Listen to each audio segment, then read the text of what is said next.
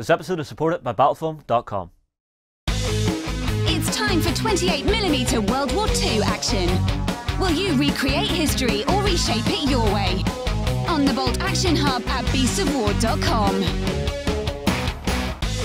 Anime cyberpunk style meets skirmish combat in Infinity. Experience 8 high-tech factions and fight to control the human sphere at the Infinity Hub on beastsofwar.com.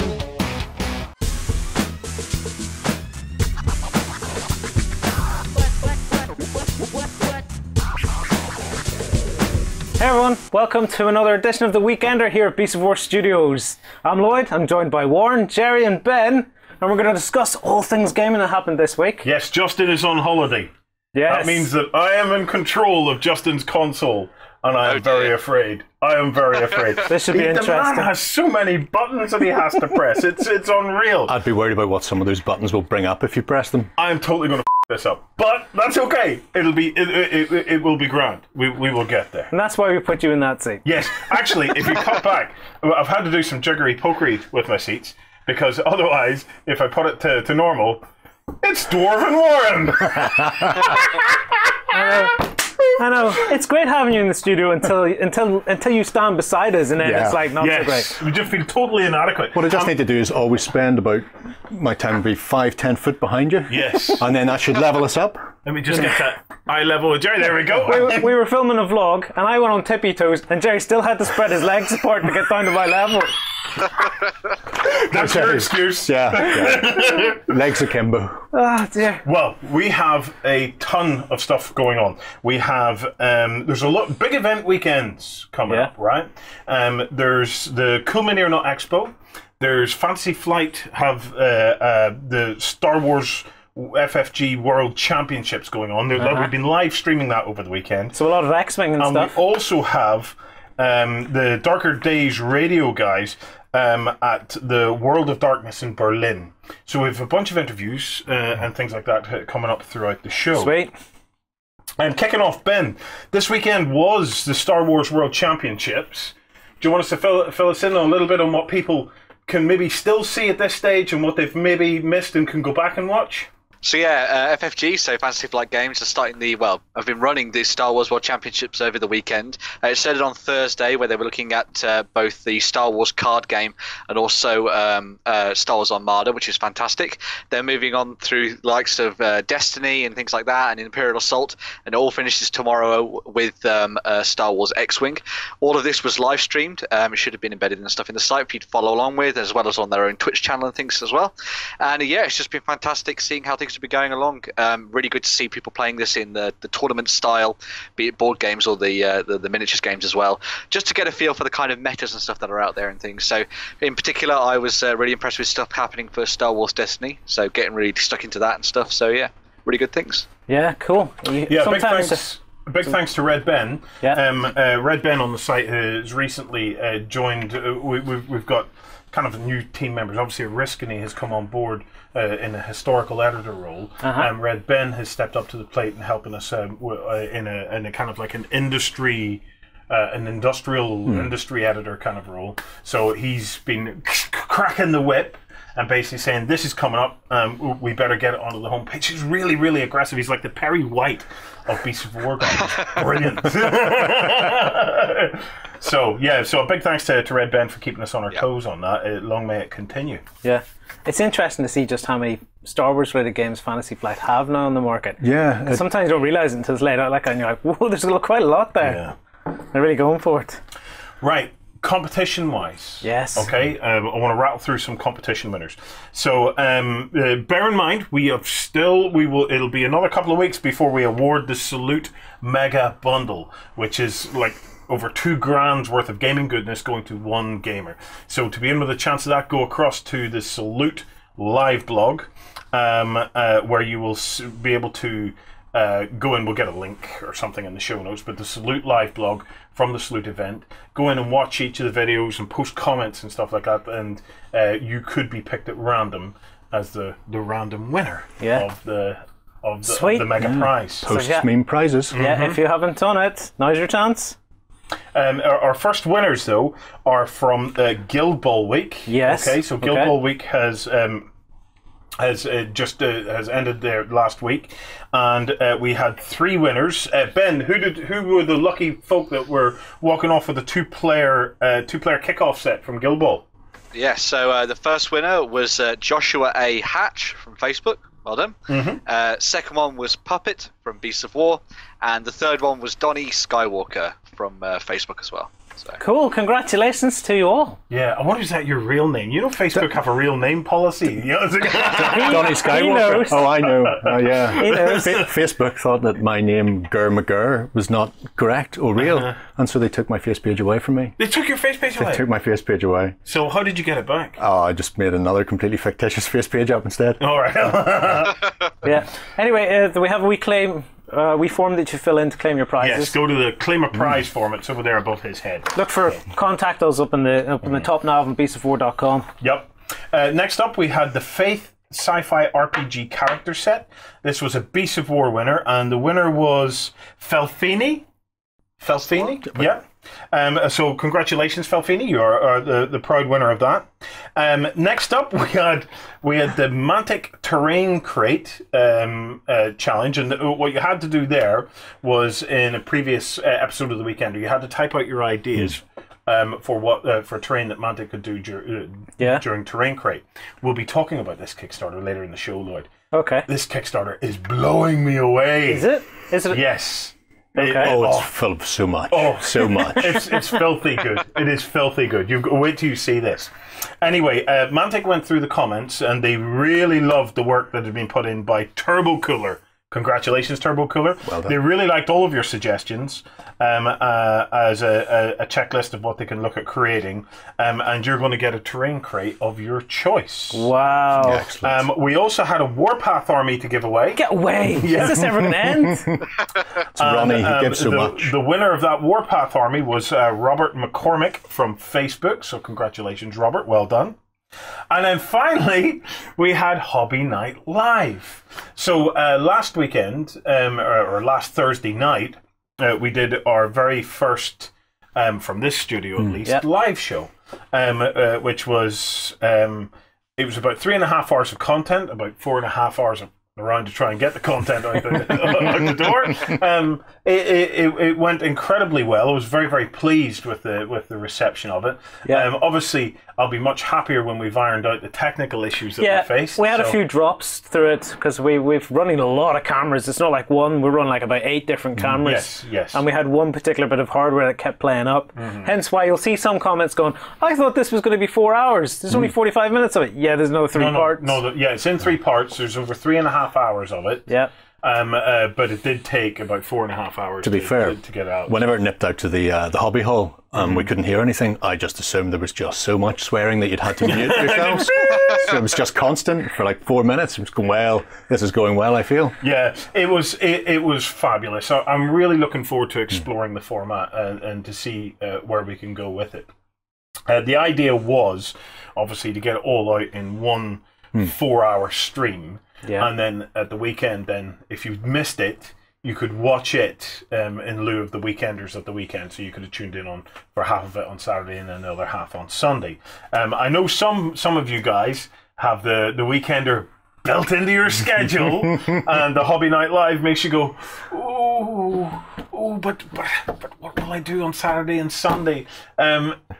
Dudes, don't not get involved in Hobby Night Live just to save it for Saturday and Sunday. What you do, I have a great idea. You get involved in Hobby Night Live, properly involved in Hobby Night Live, tweet us and get your pictures and stuff uploaded. We'll get your stuff on Hobby Night Live, and then you can spend Saturday and Sunday playing it to all your friends and showing off your stuff. That's it. That's what you do. Anyway, the way it panned out, we were giving away prizes live on the show. We had 2 prizes left over, so we're kind of working out how we're doing all this kind of not competition, but encouragement, we'll call it. I liked the fact that we had 2 prizes left over. It kind of extended the whole thing. Well, the whole idea of Hobby Night Live is that Hobby Night Live is not just about the show on the Thursday. It's there to kind of kickstart a weekend of hobby. It's there to say, look, we're going to be working on one or more things here in the Beast of War studio. We're going to try and bring you some tutorials. In future episodes, we might do some of the kind of the Weekender segments. So we might pull a couple of Kickstarters that we just want to tell you about. We might even pull some of the latest news stories and get you guys to tweet in and stuff like that. The whole idea of Hobby Night Live is its interactiveness. Yeah. It's the idea that we can sit here during a Weekender and tell you guys all about all of this stuff. And that's fine, okay? You can sit back and enjoy that. But once a month or whatever period we do this on, it makes such a difference to be able to do something where you guys get to interact with us. I think the thing that came across for me was we've got a massive, massive thread in what are you painting now? And it's been steamrolling along forever. This, it's not taking away from it. But what it's doing is it's bringing somebody posting a picture and then maybe over a course of a couple of days getting feedback. It's making that instantaneous. Yeah. So people are going in and going, I'm thinking about doing this, but I've never tried X, Y, and Z before. And then somebody else is immediately coming in and go, because everybody's watching at the same time, they're going, well, oh, candy colors, I'm going to do some myself and put it up and show how that's working. And it's almost like in conjunction, because I'm sure some of these projects will move across there into the what are you painting now stream later, but the idea that you can do something like that and get that instantaneous feedback or questions, you know, asking people, and you're not having to sit and wait for hopefully somebody will come along in 2 or 3 days. Yeah. People are coming along in 20 or 30 minutes or shorter and just going, well, you can try this instead, or maybe tweak that a little bit and try these techniques. It also gives us the chance to see exactly what they're working on. Yeah. And we can feedback live during the night. But ultimately, what it does is it sets it up for the continuation of people working on their hobbies over the course of the weekend. And then we set Ben the task of early the next week, going through and picking his 2 favourites from folk that have continued to push, continued to drive their hobby, and so on. No pressure, Ben. No pressure. You're smiling there, Ben. Was it like a big job? Was it? Yeah, there was a lot of different posts in there, a lot of fantastic looking projects, and it was really hard to narrow it down to 2 that I could give some prizes out to. But I think I've picked 2 that I think people will get behind, I think. So, yeah. Sitting there pressured, going, oh my God, they're all amazing. Let's pick them up. So we have a $30 Army Painter voucher to give away, and we have the foreground South Point View building to give away. Okay, delightful. So let's start with the voucher. And who's it going to, Ben? So this is going to, and I'll probably screw up the username, but I think it's Chirin or Chirin. It's basically TCHRIN. And the reason that I picked out him was because he'd done a lot of work throughout the whole of the thread across multiple pages, showing off how he'd been bringing together this 1,000 Sun Terminators and stuff for his 40k and all that kind of thing. And I just thought they looked absolutely fantastic. It was really nice to see the different stages that he'd gone through. What you're looking at is sort of like the final product, effectively. But yeah, just really cool stuff with this guy, and it was good to see it come together and progress over the couple of days afterwards. Where do you get those from? Because they're quite unusual looking with the big headpieces and stuff. They look like Forge World bits, are they, Ben? I think they're a mix of Forge World bits and some of the existing Games Workshop stuff that came out when everything sort of switched around for Magnus the Red and things. So it's a little bit of the Games Workshop, a little bit of the Forge World, I think. Thrown in there. They're beautiful, beautiful things anyway. So, and then finally, who did you award the building to, Ben? So the foreground South Point View goes to Ardnut because he did an exceptionally awesome job of speed painting up this Shaltari force over a couple of nights following on from Hobby Night Live, and these just looked absolutely amazing, really nice, bright and colourful, showing off plenty of work to do with washes and all sorts of fantastic stuff in terms of the gems and things too. So yeah, really good things. That worked really well. That worked from yellow really well, didn't it? And the gemstones. Lovely work. It just shows. Yeah, it just shows what you can do with shades and washes and just a little bit of fine detail work at the end. Yeah, looking fantastic. Well, as you can see there, a total of like 312 posts in that. Yeah, so what? I think you could safely say that Hobby Night Live has been an interesting experiment, and it's well worth a crack. It was the fact it didn't just stop dead the minute the camera stopped rolling, the minute the feed stopped going. It just kept going and going, and over the weekend people were still... The thread we've just been looking at is proof of it. Yeah. Well, and like yourself, you'd even kicked off before the show in that thread. I knew I wasn't going to be there because Guardians of the Galaxy had just come out, and I'd already pre-booked my tickets for the midnight showing of that one. So I started before. Yeah. And then when I got back, some that night, but mostly the following day when I'd sobered up and woke up, I kept working on that Ragecraft Witch King you have, but converting him to look more like Arthas from World of Warcraft. And he's about 90% done, but I've stopped because I want to do... I couldn't work out whether to use them as a gaming piece or as a diorama, and I've decided to go for a diorama, and I came across this company called Precision Snow and Ice, and they do kits for doing model dioramas like 135. They sell things like sheets of some sort of perspex material that looks like frozen water or frozen ice with air bubbles trapped in it and algae underneath and all. And I went, I need to get this and then try some of these techniques. Because you can actually break the ice. You put it in the fridge, it doesn't quite freeze solid, but then it becomes brittle and you can break it and you end up with shattered ice. And you can have like the ice floating and put resin in it. And I'm going, at this point he's no longer going to be a gaming piece. I'm going to do a bit more work on him, and hopefully by the time next Hobby Night rolls around he'll actually be finished. But at some point he'll pop up on the site as well. He's a quality manager. He is a quality manager. I was sitting painting away at it and I put it on the Weekender and I got home, and then later that night, ping! Look what I've just bought. I'm like, I know that guy. On the topic of the next Hobby Night Live, we will be setting the date for it very soon. We are likely to be working on a Viking gaming table, I think, is our plan for Hobby Night Live. But just to try and bring up Hobby Night Live, it doesn't matter what our topic is, it's actually still a very, very diverse show. So even if what we're working on isn't necessarily your cup of tea, by the time we introduce what other people are working on, it just gives us so much to talk about. Just because we're doing Vikings doesn't mean I don't want to see Space Marines or Egyptians or something else. And you never know when that next little spark is going to ignite, when you see something go, oh, I've never thought of doing that before. And it might just be that somebody else has put up something that's just caught your imagination and go, right, well, I'm doing Vikings now, but next week's it, could be steampunk, could be anything. And then, like Warren says, we're thinking of moving away from miniatures to an actual gaming table. Yeah, we're going to try a gaming table, probably. Some Hobby Night Lives, how much you love it. Some Hobby Night Lives may just be a modge podge of things that we're working on. Because I'd seen some comments going on the live blog that the vlog that we've been doing all week, saying you should have done this on Hobby Night Live. The key is the fact that, like, day 1, day 2, day 3. You're not going to fit. Look, putting together a gaming table, right? It's a miracle to put together a gaming table even in a week. But to try and then condense that down into 4 hours is a bit of an ask. So with the Viking table, we'll probably try and get most of it all kind of there. And then what we're doing is showing you some of the techniques and stuff as we build the table up.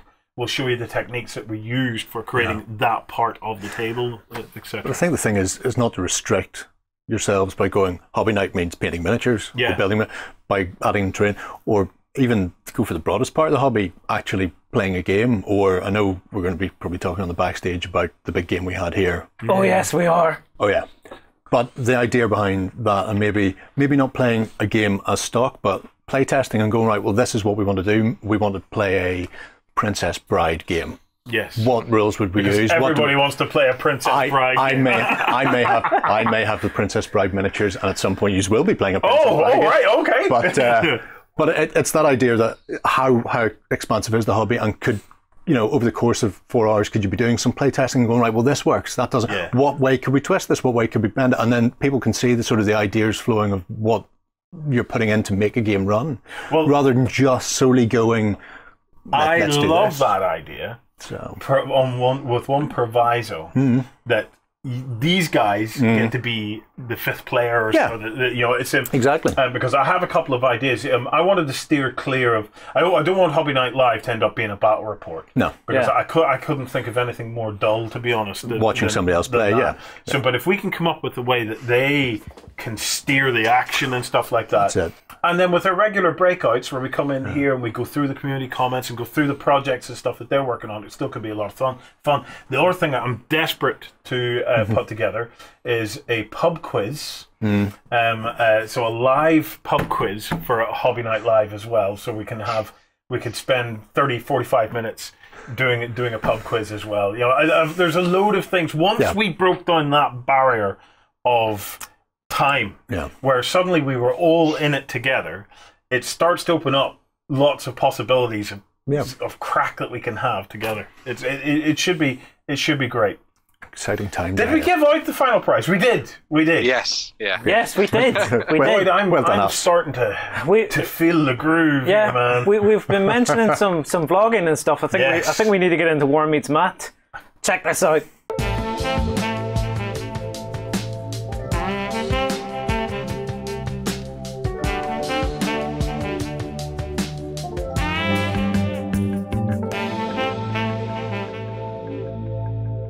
Okay, kicking off this week, Warren Meets Matt. This is the mat. To do something slightly different. Normally we lay out a mat and we lay out finished terrain and stuff on it. But if you've been over at beastofwar.com and you're a backstager, this week you'll have been seeing that we've been building a Pirate Cove table. Yeah, it's been a real fun week in the studio. It's always fun when we start a week off and say, by the end of the week, we have to have a cool gaming table, because you go through all sorts of emotions and things when you're building it. Because you're like, at the start, you're like, this doesn't look very good. And then by the end of it, you're like, oh yeah, this looks amazing. Well, the interesting bit is, we are now at the end of the week, but we're not filming this at the end of the week. We're at the midway point. So for Warren Meets Matt, we thought, well, actually, now's a good opportunity for us to do a dry fit of where the terrain is at this point. So if you're interested to see how this table actually panned out, it was beautiful. It really was beautiful. Yeah, it probably was. Come on over to beastofwar.com, join up to Backstage, and there's some hours of content there where we actually take you through step by step everything that it took to build it. The foundation of it, though, is making its way onto Warren Meets Matt. It's from Deep Cut Studio, and it's called Waterworld. It's a beautiful deep blue water mat. Yeah. Wow. Well, the thing about it is, right? You know, it's useful, but how much can you say about a water mat? But then you go and do something like this. Yes. And suddenly it's very useful, because this has been built with the whole modular idea in mind. I mean, I can start lifting stuff up off of this. Yep. That's built in layers. I don't want to destroy too much of it. Look, I'll lift it a bit. Yep. So it's all in layers, yeah. So if you think, right, so now you've got a roll-out C-mat. Now you've got set on terrain that you can all put up in a tub. Do you know those people out there who like to go to conventions and move their gaming mats around different clubs and stuff like that? Yeah. Something like that suddenly becomes very portable, and the key is the roll-out C-mat. The nice thing about this mat is there's no perceivable scale to it from my perspective. So it'll work quite happily for your small scale naval battles. I say small scale, the ships are small scale, but the battles are massive. So your naval battles, your what do we call the thing for Spartan Studios? Dystopian Wars. Dystopian Wars would be great on this. There's a ton of things. Drowned Earth. Drowned Earth. Drowned Earth. Great one for Drowned Earth. Actually, if you had this and started putting city buildings on this, your city buildings would represent the top floors of your city buildings. Yeah, especially if it's a modular building. You just lift up the top floors and put them down. That'd be kind of cool. So in this instance, we are using it for the foundation of the Pirate Cove. Where are you at this point? At this point, we have just finished creating all of the landmass. So the landmass has been created using a wonderful, fast, and easy and foolproof technique from using foam. So come across and check that out. Yeah. By the time you've watched this, our greenery will be in place. Our hundreds of palm trees should be in place. Hundreds of palm trees? It should be. It should be rocking. And we also have our pirate ships, because we're planning to play Blood and Plunder from Firelock Games. So they've sent us through some of these pirate ships, and we've been vlogging the paint process on one of these as well. We have two of these. We have two of them. We have in that series that we've been putting up this week. We actually basically have the full painting instructions on how we approach the painting of these. Yeah. So, and then the final bits are we're actually using a couple of buildings from Foreground that are of a similar period. Now remember, where we're going is a kind of a Caribbean kind of thing. So by the time this is finished, you'll see some sandy beaches and stuff in and around this as well. But we wanted to try and get a couple of buildings that we could use that were kind of the period. So we thought France these buildings are about 50 years or so ish before the period that we're going to play Pirate-wise. 50 years before. These buildings, then no problem. Yeah, so they should fit in all right. But you know, as long as they look great, Wargamers, we're not going to complain too much. So we took them out of the La Hacienda set, did we? Yep, these are La Hacienda, part of the La Hacienda complex. Cool. So it's by the time you've watched this, we'll have this one upgraded with its roof tiles and stuff as well. And yeah, I'm really quite impressed with this. And then when we finish this, imagine playing some bolt action Pacific type games and things as well. Yeah, this would be awesome. Yeah, I never even thought of that. Yeah. I've been reading the comments on the website. Bolt action Pacific. Yep. Yes, bolt action Pacific is definitely one that we could play on this. So, right. So it's called the Waterworld, Matt. Oh. We should mention the torches. We'll just cut in some. We've got caves and stuff. And we put light up torches. I'll tell you what. We've had to play with LEDs. Do you want to see the test of it at this point? Lance, come on around here. We'll turn off the lights and we'll see what happens. It's going to go pitch black. That's what's going to happen. Pitch black, but let's see. Right. So as you can see, we have been playing with LEDs inside the buildings as well. So we have a mixture of LEDs that we have pigmented with a bit of an orange glaze, and we also have kind of flickery flame type LEDs as well. Let me just open the door. Yeah, and get him silhouetted. Silhouetted in the door. There we go. We also have two caves. So Lance, if you can peer in there, in the vlog we talk about how we made the caves and what we would set them up. So we have flickery fire in the caves. He wants me to speak up. And then we have another cave over here. So if you have a look in there. There we have the... Yeah, welcome. That's where the pirates are storing all their loot. Welcome to Wargaming in the Dark. Yeah. Right. Okay, we'll cut back to the studio, I think. It's time to cut back to the studio. Fight for the Iron Kingdoms as a warcaster. Take control of the mighty jacks, arcane devices, and dark sorceries to bring the fight to the War Machine Hub on beastofwar.com. Progress comes to a world of magic as science and the arcane combine to make marvels. Meet steampunk inventors and orc mystics at the Volsun Hub on beastofwar.com. I'm excited. I'm excited to see it finished. And I'll say it again. If you want to see how that gaming table has turned out and you want to see how it was built, come across to beastofwar.com, sign up for our backstage, and all of the details are in there. I really enjoy it when we do the gaming table in a week thing. And if you watch that, you know the way we can lift bits off. When we come to do the whole Hobby Night Live thing where we do the Viking table, yes, I'm thinking it's going to be sort of roll out mat sort of thing, lay things down, sort of look again. Yes, but this time we'll be going for full on winter.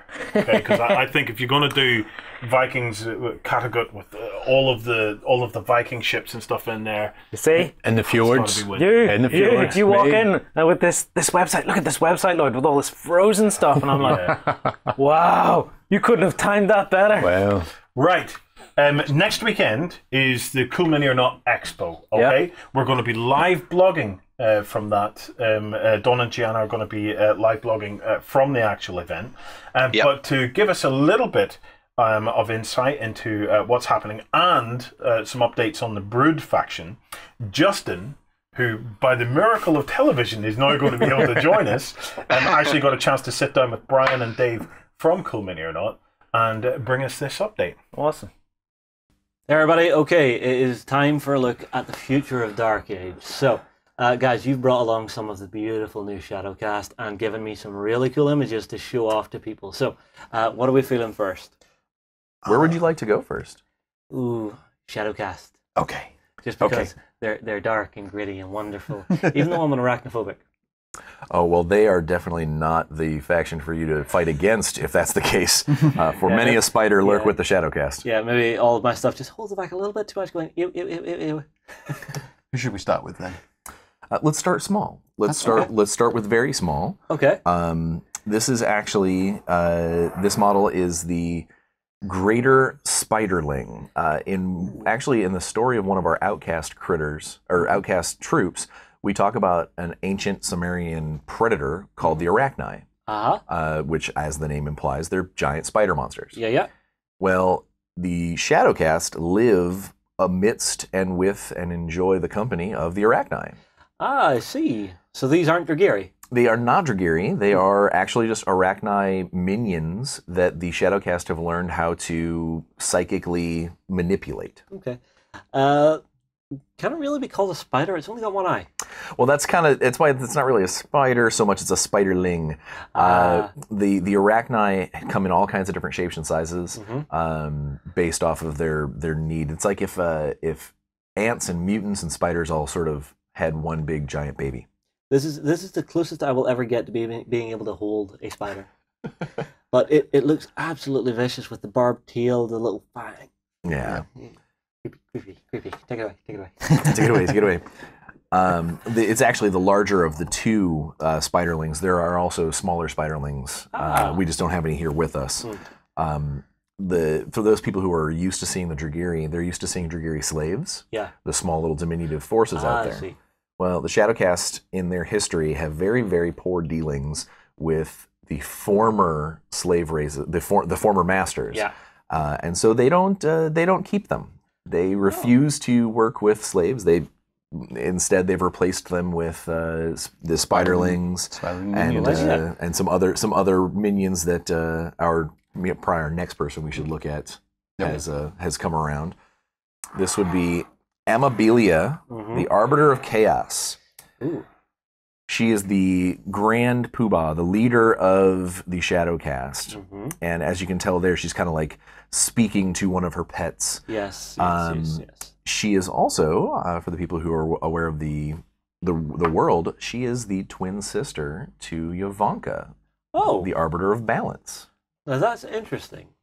So, you see, I had always assumed that the Dragiri were sort of, sub-races of the same main race. But are you telling me that as they grow up, they find an affinity with one of their, affinities and actually move towards that? The Shadowcast are a little bit different. For the longest time, they were always considered almost like a Dragiri Fight Club. The first rule of Shadowcast is that there is no Shadowcast. They were the boogeymen, the people who the other Dragiri casts, they don't go do that. The Shadowcast will get you. Yeah, they were the boogeymen. They were the boogeymen. Okay. And only very recently, with the advancement of the storyline in the Dragiri book, is the Shadowcast has thrown off that misconception, and they are legit. They are out and about, and they're telling people, "We're here, and you have every reason to fear us." Every reason, not just spiders. But they do look absolutely vicious in their way. If you're telling me these guys were very much cloak and dagger to begin with, I can imagine that, behind the scenes in the storyline, there's probably going to have been moments whenever you looked at it and went, something happened there. Was that you? Did you do that? There is no question. In fact, for some of our older fans, it's 5 books ago is when you actually see the first Shadowcast person in a fluff. Oh. Does it say they're a Shadowcast? Not even remotely. All right. Challenge for everybody at home. If you're a Dark Age fan, find me that entry. Yeah. Yep. Okay. One of the other things as well that the Shadowcast do is they spend a bit of time sort of infiltrating the other casts and talking with people there, finding the disaffected, finding those who aren't happy with their station in their other cast, and say, I've heard about another place that you can go where things are a little bit better. Maybe come down to this tunnel with me. Yeah, come down this way, and we're gonna have you sit down, and we're gonna chat. And by the end of this chat, you are gonna absolutely love what we're selling.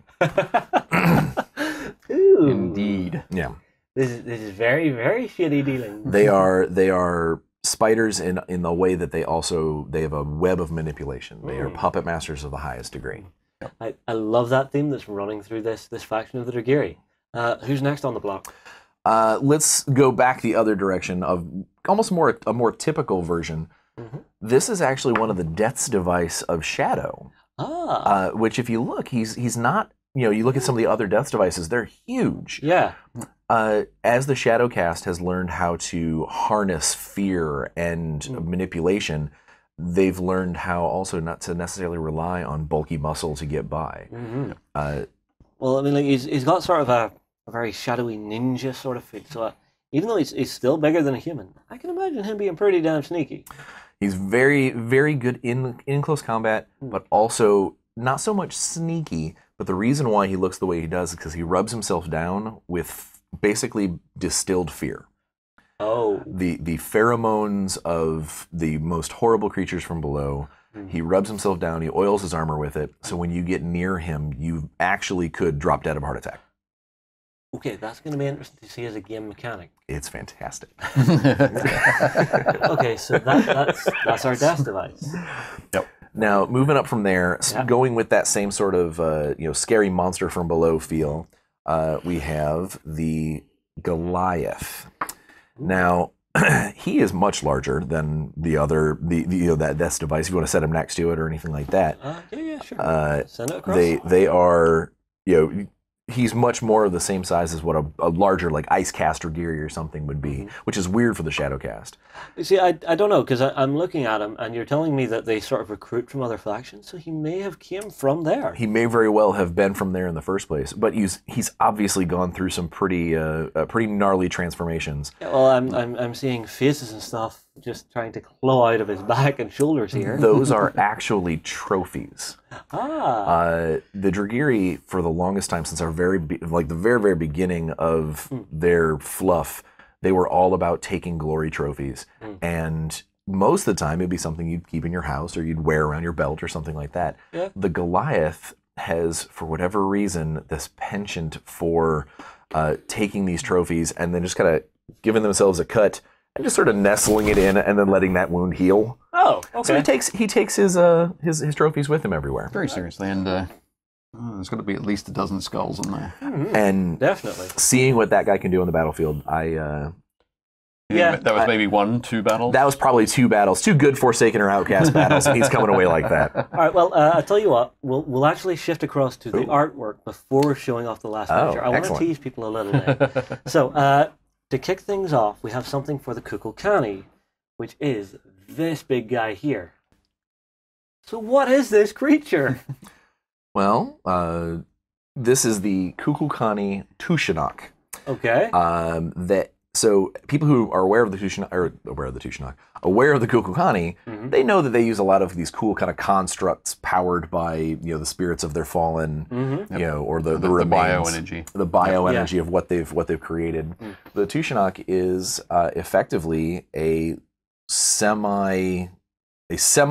There's deep down inside there somewhere is a Kukulkani life form that has been injured too much to be able to fight any further, but has not died on the battlefield. So they pop him into one of these kind of stone alloy monstrosities, and then send him forth as a mobile siege weapon. A Goliath of war. And as have just recently had a chance to see it in comparison to something else, it's enormous. It is like for the purposes of, it's not like Cabrican sized. No. But he's a big fella. He's about as big, if not a little bit, definitely wider, just a little bit taller than the Ice Elemental. It's for someone who's like, oh, it's got a skull. That is not human to scale. By no means. I'm guessing that is a carved face, an effigy of the fallen warrior. Exactly. It's an effigy that they can actually project these like beams of raw energy out of the skull, and then it's quite obvious what he uses to actually hurt people. Okay, if I was living in Port City, I'd be worried. Oh yeah, yes, you should definitely be worried. That thing is coming for you to batter down those walls. All right. Okay, just to tease everybody with a little bit more Shadowcast, we have this next image.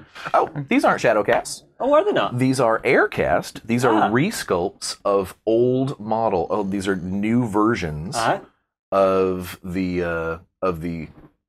I'm going to get these confused. Whisper. The Whisper and the Cyclone. I should have known. The purple color is not that deep dark nastiness of the Shadowcast. Apologies. No worries. It's the bright magentas of the Aircast. Yeah. And you know what? Maybe soon they'll end up being Shadowcast. So then you'll be right after all. Well, if they're dissatisfied, floating about doing their airy things, maybe have a quiet word with them. There's something quite cool about this that Bryan, I think Bryan was just about to launch into it. So Feel free. Oh, no, go for it. Oh, so this is also one of the first times that we've done this. We are going with a unit box of these two models, a package that contains both of them, except it contains them in a way that it's got the body of both, but then enough arms that you can either build them as cyclones or whispers or one of each. Ah, I see. And which is which here, just so I know? The cyclone is the stabby knife lady, and the whispers are the ones that have the chakram. Ah, I see. So you've got ranged and close. Yeah. I see. Okay, swiftly moving along, we have some 3D renders for some of the ice cast. Which one is this now? This is a blizzard. God, I love that sculpt. It's just a twin axe wielding death machine. You can tell it's just roaring at you. And it's also showing that we really are putting a lot more care into these new sculpts to match, just the size and ferocity of what the Icecaster Gary in this case are. I mean, like the design of this feels very, very gladiatorial to me, more than Frontline Soldier. This feels like a single combat honor fighter right here. Yep. And you've the expression on the face, the musculature, big axes. Oh. Yeah, I'm speechless. I'm actually speechless. So next up, we have another one here. Ooh. Another one of those resculpts. This is the Frostbite, a more even a more armored and more skilled warrior than even the Blizzards, or not quite up to a Death's Device. Yeah, but this may have been something you were thinking of. This is probably what I was thinking of with the big axe. Yeah, I remember a piece of the older artwork, which I must have got confused with. But yeah, it's very purposeful on this. And on this art, you can see that we've got the that skull that he's wearing. Again, talking about the trophies and things that the Dragiri have. A lot of those older sculpts didn't have anything like that. The new sculptor is really kind of taking advantage of listening to the fluff and reading into what they should be like.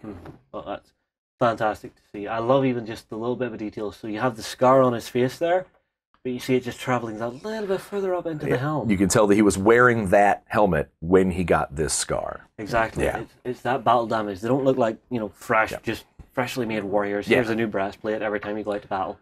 It feels like, this is my ceremonial armor. This is mine for life. Yeah. Which is really cool. I believe we have another Icecaster gear, if I'm correct. Yes. This would be the Soul Splitter. Which I like. One of my favorite parts about the Soul Splitter sculpts is that even the old one, none of them have ever shown like just bravado and da-da, because being a Soul Splitter in Dragiri, in the Icecast mentality anyway, is actually kind of a punishment. Ooh. They've got this amazingly enormous arbalest that on the battlefield is one of the best ranged weapons in the game. Yeah. It just, puts telephone poles through small people. Yep. But to the Dragiri using it, he's counting down the days until he can put it back up and pick up his axes. He did something wrong because he wants to be in that one-on-one combat that you were just talking about. Yeah. But I love... This is his punishment. This is his punishment. He's got to deal with this. 101 days, you are a Soul Splitter. Yeah. Okay. Even the design of the big crossbow, it still looks like if things went wrong, if he had to get squirrely, that thing's still going to hurt if he slaps you with it. Oh, yeah. Yeah. And if worst came to worst, he could slice you against his shoulder blades. Literally. Yeah. Well, I doubt if he's taking any prisoners home. Just, okay, you're a prisoner. Whoops. Half a prisoner. You just need to keep the good half. Yeah. That's true. Okay, let's go back to the Shadowcast. I think I've made them wait long enough. All right. So this is something that we saw at Gen Con. Now, you actually didn't bring this built. You built this while you were here, Dave. That's correct. I commend you for it. Thank you for bringing it. It looks horrifying. It is. Particularly for an arachnophobe like yourself. Yeah, it's like my worst nightmare come to life. Yep, spectacular. This is the Huntress. Mm-hmm. Yeah. Now, how does this character actually come into being? Because it looks like a Dragiri Arachni hybrid. You are exactly right. You're missing one chunk. There's a third piece. She actually also has infused in hers the essence of the shadow elementals themselves.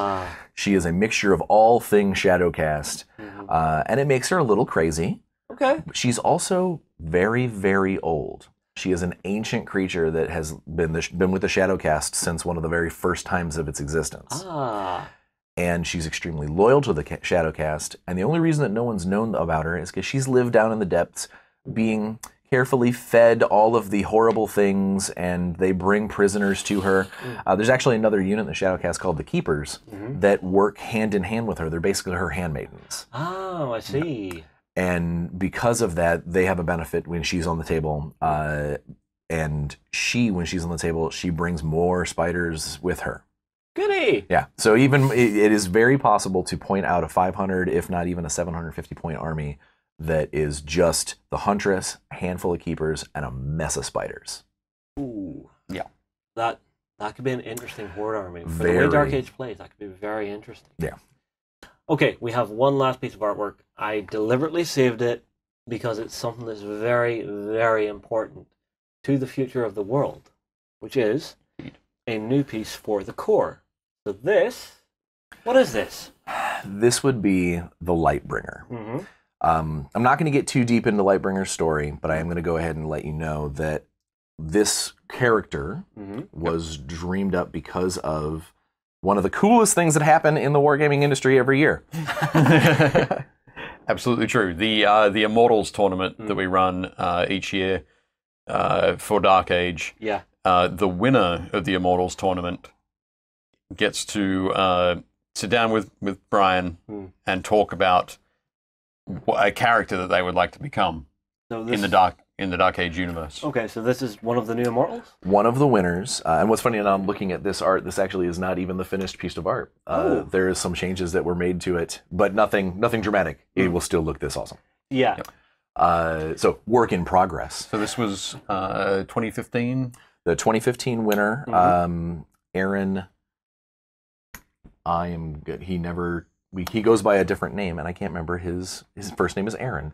Okay. There we go. Aaron. Well, you've got your shout out. Aaron, you know who you are. So he was the 2015 winner, and when I came on board came back to Dark Age as one of the line producers, or the line producer and one of the developers of the thing, we worked with him hand in hand, Michael and myself, to create this new robot. Yeah. And if you look closely at him, there are some pieces or posing that might be reminiscent of some other models in the Dark Age range. Not going to get too deep into it because there's still some cool surprises involved. There's but some echoes in there. Yeah, maybe a little. Yeah. But basically, Aaron wanted an awesome robot to represent his Immortals win. And anytime that every year we've got an Immortal winner works with us as the developers to create their own figure. Some people have created themselves. Others have created a wife or a passed on relative. Yep. In this case, Aaron didn't really care about creating himself. He just really wanted to create something awesome. Yeah. And I hope we have done justice by it. Dave, how do you get into the Immortals tournament? That's a very good question, Bryan. Well, I am wondering because it's such an awesome prize. I mean, like I'm sure you're wanting the best of the best for this tournament. Yeah. Yep, and we think all of Dark Age players are the best of the best. Honestly, we love you all. We do indeed, especially you. You know who you are. So.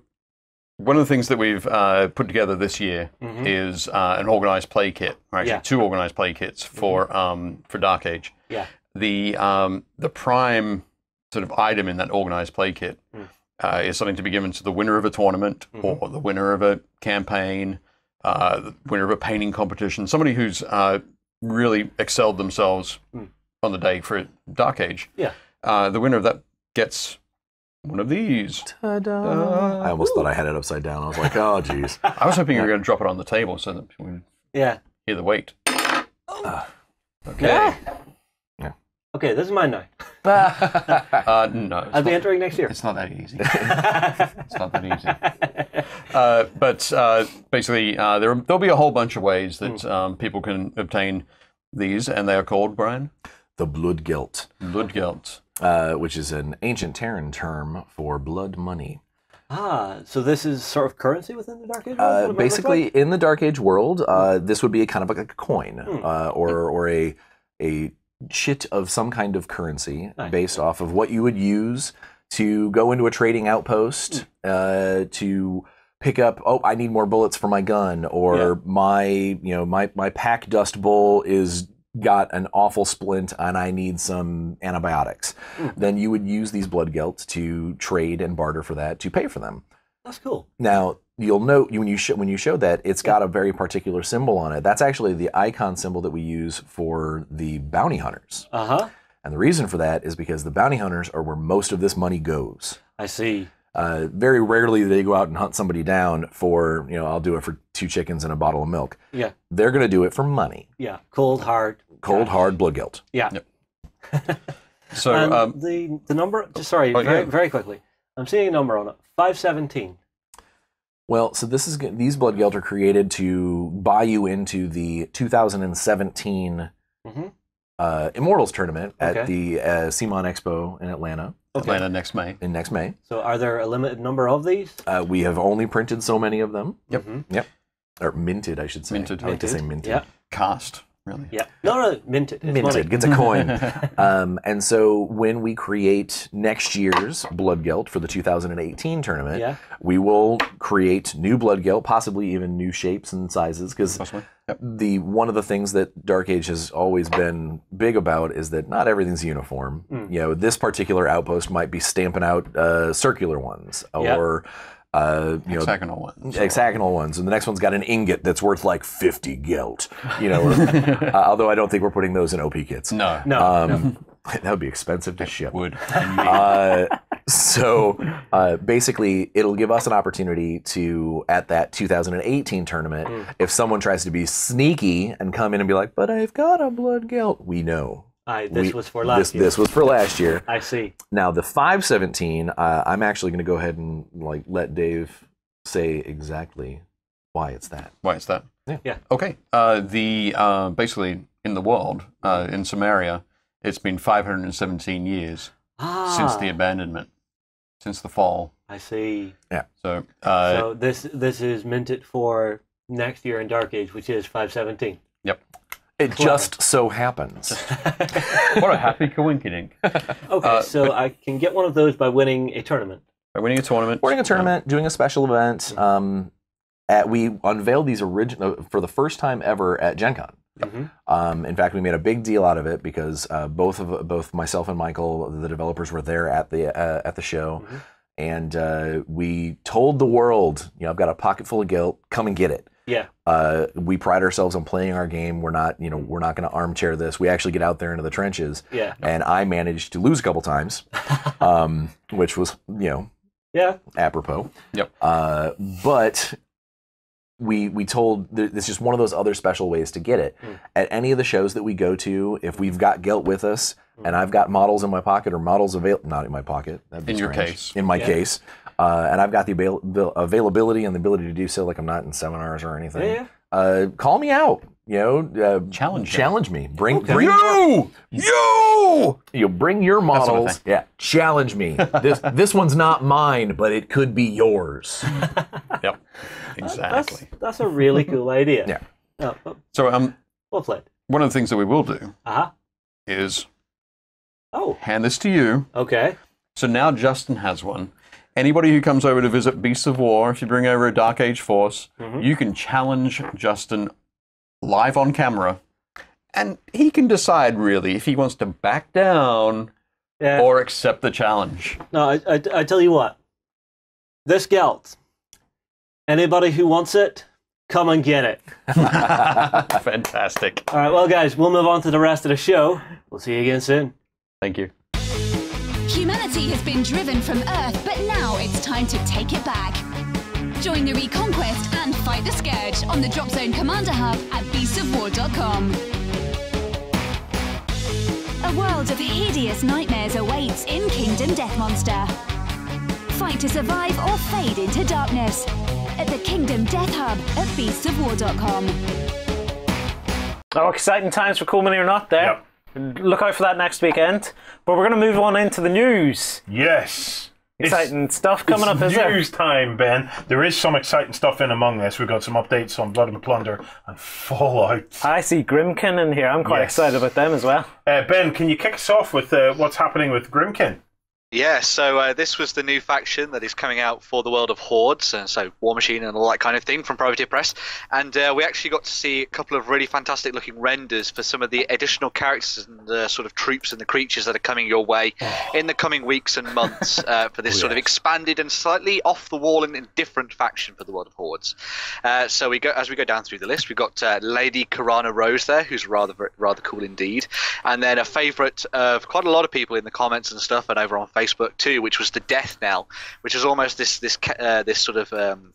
corpse card effectively that's going around picking up bodies and things like that from the sort of rural areas of Imran where Hordes is set. I think my favourite part about that though has to be the wee guys playing the instruments. It's got that. It's got that New Orleans, Mardi Gras, all the, I love the puffed out cheeks. Yeah, really going for it. Yeah, what's up next, it's a fantastic looking model, and it's one of those things that sort of draws me into one of the points that a lot of people have been making of this. They feel like it doesn't really fit into the world of Imran, but then I pointed out to a lot of people, and then people have hit back and said, well, there is just more to the world of Imran than, the warfare and the battles. There are also the people that live there too. And these are the kind of people that live out there in the countrysides and the rural escapes and stuff. And obviously they're hit by a very, very different style of fantasy. And that's this sort of strange, almost storybook style that we're seeing here with these miniatures. And it's just really great to see an entirely other side to things when it comes to the world of Hordes. And something that's a little bit different and a little bit crazier. We've talked about this before with the Privateer Press guys. It's just fantastic to see them sort of let loose a little bit in terms of the mechanics and just go a little bit crazy and with the sort of characters and the monsters and stuff too. So, yeah. Excited cool there, Ben, aren't you? I really like we have a child with a huge beastie, Ben. Yeah, it's so creepy. Yeah. So this is the child. So this is a character that can effectively dream up this big monster that comes with her into battle. And if you're looking for something that's a bit big, stompy, and a bit weird, and will offer up some fantastic ideas for painting as well, then this is a pretty cool model for you to check out. It's like Monsters Inc. Sort of stuff going on there. Yes, I really like that. Yeah. There's also imps as well. Yeah, so we're finishing off with a couple of the different models that are coming out for sort of like the imps, which are a large sort of portion of the Grimkin, and they'll come in different fashions and stuff. You've got the Glimmer imp there, which is sort of a little bit of a backstabby rogue type creature, and then there's also the Cask imps, which, as you might imagine, look like they're a little bit reckless. These guys explode a lot, and that's going to be their task on the battlefield, to run forward and blow up in the faces of your enemies. So yeah, really cool. For me, this is my faction for Hordes. Yeah, I was about to say the same thing. I claimed it first. See, you heard it, dude. I think everybody was looking at this as well, and Sam even piped up from the Orient to go, Grimkin's mine, I'll be back in June, I'll be back. So are we going to have a fight over the Grimkin? We're going to have to fight. As soon as I seen the Pumpkinhead guys, factions. I thought, I have to have me some of these. Factions within the Grimkin. Well, yeah, you'll be, as Jerry was saying, there are factions within that, so there's different masters that effectively take control of them, so it'll be really interesting to see how that all works and stuff like that. And obviously, then everybody can play as the Grimkin with the different masters and stuff, so... Yeah. There you go, nice and flexible then. Because for me, it tickles my whole fantasy thing, I've got the whole Skelly army, and I'm thinking, my Necromancer guy, he could definitely raise some Pumpkinhead guys as well. Be awesome. Well... probably the biggest news this week. We had a lot of big news actually this week. We had some teasers from Corvus Belli, but the big news this week was Fallout Wasteland Warfare from Modiphius. Ben, can you fill us in? You got a chance to have a Q&A with the guys. Yeah, so we chatted with Chris Birch from Modiphius about what the sort of plans are and stuff for the game going forward. This is going to be sort of based around the period in the game and the style of Fallout 4, as you can see for some of the pictures and things there. And the game is basically going to be a little bit of a skirmish game, a little bit of a mass battle game on the side, a little bit of a role-playing game mixed in there as well. So they're taking a lot of the different things that Modiphius do so well, sort of sort of combining it into one. The games will play with crews from between around 30 to 30 miniatures, which is pretty cool. They're all resin in 32mm, which is awesome. The kits themselves will be proper sort of build them yourself ones. There's no sort of pre-assembled stuff going on here. They're going to be working to bring in a whole bunch of additional sprues and things as well, so that you can sort of mod things and change things up, change weapons, heads, bodies, and all sorts of different pieces. They're looking to try and work towards a little bit of a two-player starter set at some point down the road, but the main sort of focus when this comes out for its sort of like pre-order period is going to be them working towards a rulebook and a whole bunch of different sort of separate sets. Yeah. So you'll have like the likes of the Steel Legion and stuff like that. Not Steel Legion, I can't remember what they're called now, but yes. And sort of bandit stuff out on the wastelands and things. The one thing that's really, really impressing me with this is they're actually going to be putting in a solo play mode. Ooh. So you can effectively take to the wasteland as if you were playing in the world of Fallout as your lone survivor with Dogmeat by your side, sort of going off to fight against an AI-controlled enemy and stuff in some really, really cool narrative scenarios. One of the other key things that they brought up as well is that they're very sort of on the road of making sure that there's a lot of stuff to look forward to with this game. So they're going to be bringing out almost effectively episodic content over coming months and weeks and stuff. So as the game comes out, you'll get new scenarios, new sort of narrative stuff to go down, new exciting adventures to go on and stuff. A little bit like DLC for a video game in a way. Yeah. But yeah, it should be really fantastic to see where this goes. Yeah. It's a huge license. You know, Fallout has an enormous following, and you have both Justin and John just chomping at the bit of this because they love dressing up as the characters and stuff in Fallout. Yeah, and I like the idea of we could see one of the guys in his vault uniform there. I like the idea of a bit of my vault versus your vault as we fight over the resources. And then, do you know those big bugs and stuff? I don't know if they have any big bugs and stuff coming out, but if you wanted to throw some of them in, the big bugs out of the Mars Attack stuff, throw them in, because you get the big rad bugs and rad things that are coming at you. It's brilliant. Right, next up, we've been building the gaming table all week long. Yeah. Blood and Plunder are on their way at this moment. They're flying in from Miami to give us some good pirate action, but they've announced that the Dutch are coming in June. Ben, can you fill us in a bit on it? Yeah, so Firelog Games, who obviously you guys are going to be hanging around with next week in the studio, which is very, very cool. They're going to be bringing the Dutch out as a proper sort of faction, also working with other factions too. It's kind of a little bit of a melting pot in June, and this is all part of a expansion called No Peace Beyond the Line. The Dutch, as you can see there, have got a couple of the different renders and models being shown off. They've got some very spectacular moustaches, which I really like. And one of the key things they've brought up in some of the information they've been putting out there is that the Dutch will be going to be able to draw on both the English and the French Buccaneer factions that already exist as sort of support units. So it's sort of a little bit of an amalgamation, but they're also going to be able to play within the Spanish faction as well as the Ostend privateers too. So hopefully we'll learn a little bit more about this in the coming week and stuff from the Firelog guys at Firelog Games. But yeah, it's just fantastic to see things sort of expanding, adding new factions into the lineup and stuff, and sort of crowding the Caribbean with even more people to sort of fight over the land masses and gold and treasure and all that kind of thing. So. I'm really digging the look of these guys. It's just I've been getting stuck into Black Sail. Yeah.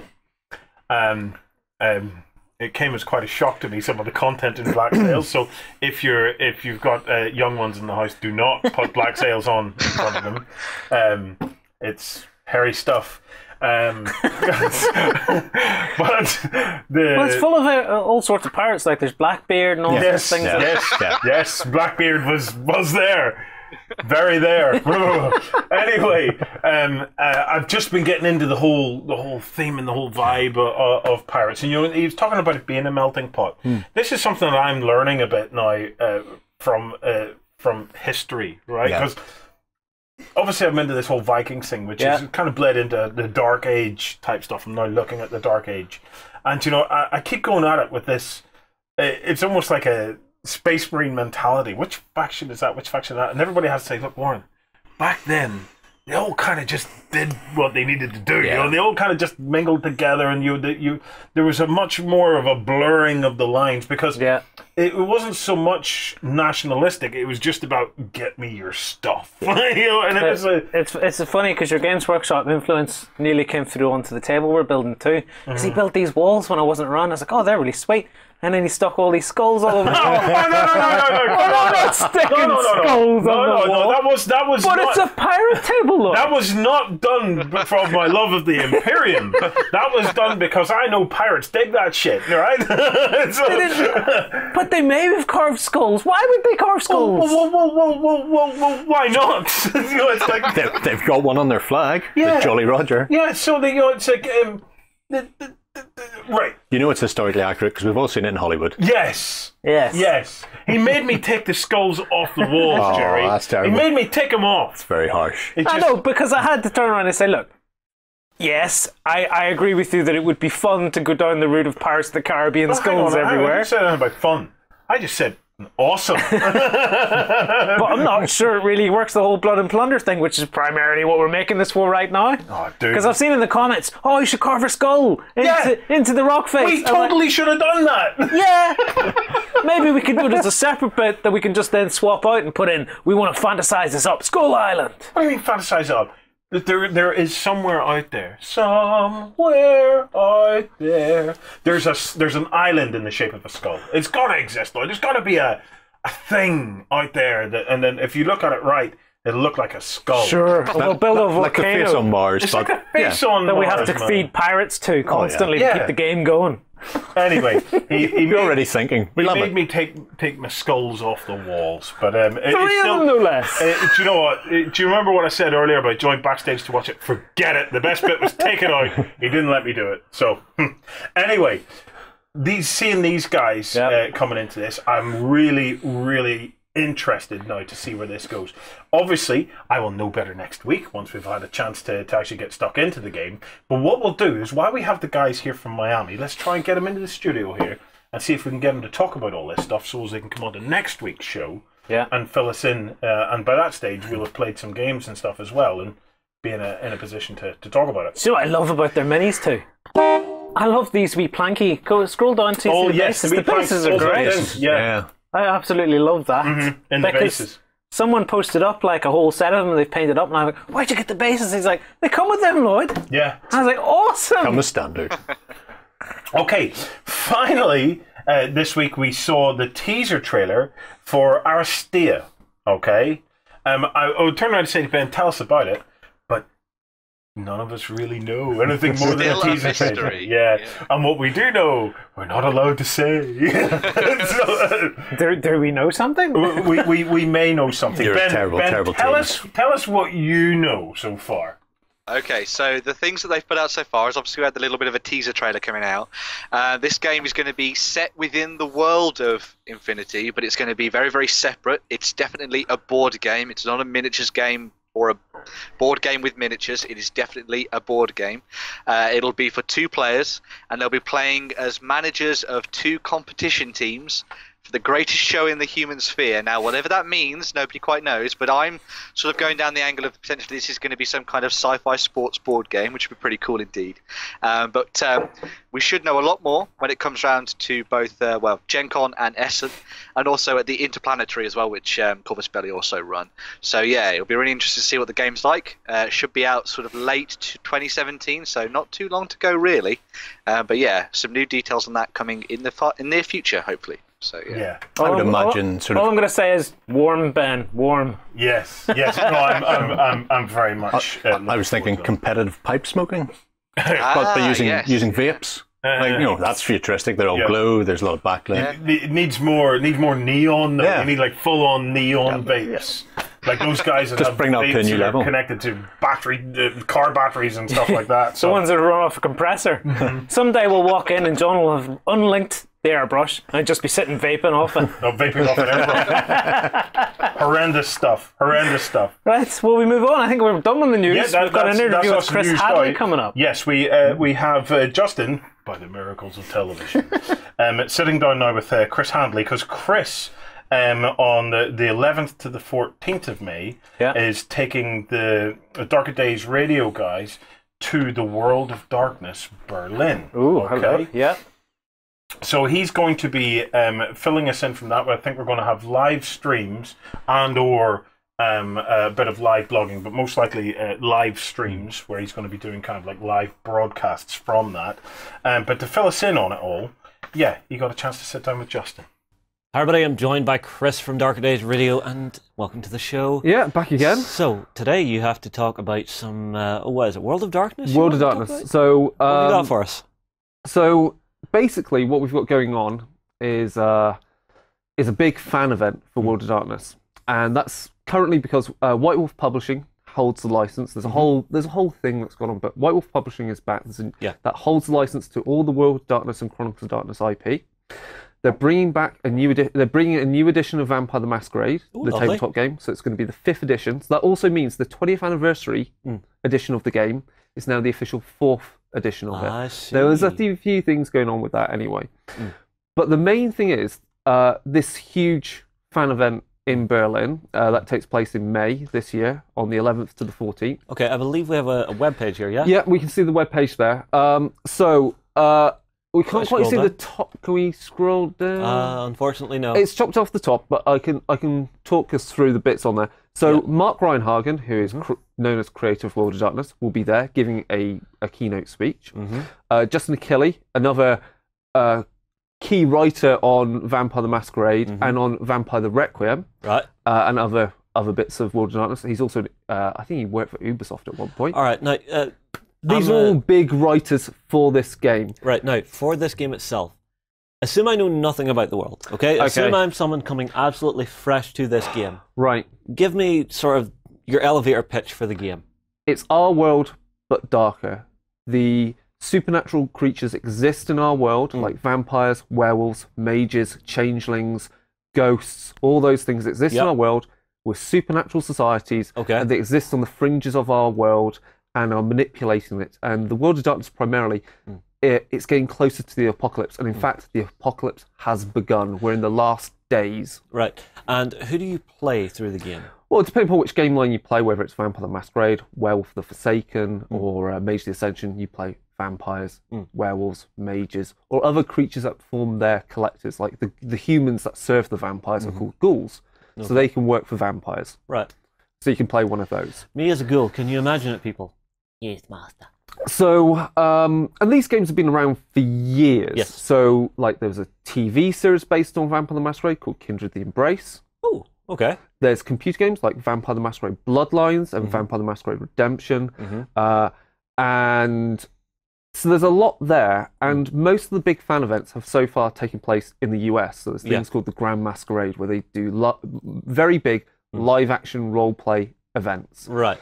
And World of Darkness Berlin is also going to host some of these big live-action events. Okay. I mean, I do love a bit of LARPing. So the LARP events that are going on, they're rerunning an event they ran previously, both at the Grand Masquerade and in Sweden, called End of Line. So they're running that again. Again, you play as vampires, but not everyone is a vampire. So those LARP games are based on Nordic LARPing. If you Nordic LARPing, I've not. It's less rules intensive. If you want to find out more about it, we've got some episodes of Dark Days Radio that go into Nordic LARP. Okay, well, tell you what, fire me the links. I'll make sure they go into the show notes below. And then the big new event they're running is Enlightenment in Blood. I'll make sure of the name. I don't want to get the name wrong. See, this is the great thing with having, the world's greatest brain just at your fingertips. And are there any images on the website for us? There are plenty of images on the website. All right, well, let's call it up here and see what you're looking through. God, we've got the program. Oh wow, there's so much stuff. I've gone way past the event. So let's have a look at the LARPs. Yeah, Enlightenment in Blood.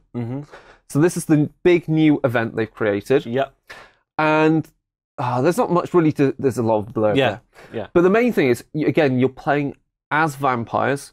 In Berlin, there's an anarch uprising going on, and you can play as members of the Camarilla, who are a political faction of vampires. And there are different types of vampires which form clans. There's Sabbat, which is a more darker political faction. You have the Anarchs, who are usurping power. Anarchy. And there are chances to play other supernatural creatures within the setting. And the great thing about this, they have a program where if you go into the event and you're playing in the LARP event, there's a way that you can pick and choose your character by building. Do you want to play this type of character? Yes. So it's a lot of series of questions that mean you end up with one of the pre-generated character types. Ah, I see. And that way it means they can control the game a lot more rather than people bringing a random idea. The kitchen sink of everything and having to cope with it. This way they have a lot more control and the game can be a lot more focused. And this is where it gets even more interesting. There's different ways that you want to explore the game. If you're exploring what it means to be a vampire, or one of the supernatural creatures, so what it's like to live in the world of darkness, or you can explore the world of darkness, and that changes how you interact in the LARP. So in one thing, you'll have a more focused game, possibly in just one location. So there's multiple LARP locations in the city of Berlin. They've done Wait. So you can travel around Berlin, location to location, in character? Essentially. Oh. And so myself and my co-host Mike from Dark Days, we're going to be there at the event. We're the official podcast for the event, so we'll be doing some live streaming and interviews. And we're also going to we're taking part in Enlightenment in Blood. We have suggested some character types we'd like to play. Oh, are you pulling the strings going, could I have this, could I have this? If they fit it in, it could be really cool. And we can have some very good excuses to take audio and video content in the LARP in character. This is the thing. Whenever you have people who know the world really well and know how to play the game really well, fantastic. But for the novice gamer, is it very easy to jump into? Well, the Nordic LARP is less rules intensive. You don't have massive character sheets. You've just got your character background and the type of things they do. There'll be a workshop before the event to tell you about how to play the game and how to tap out. Because sometimes, because it's the World of Darkness, it's a mature setting, as in it's not for kids. So basically, you have that moment of going, hang fire, this is a little too far for me, I'm out. Yeah, so you can tap out like that idea. Okay, so for people that are new to it, it's a great thing to go to. People that are old hats to it, again, there's plenty of talks.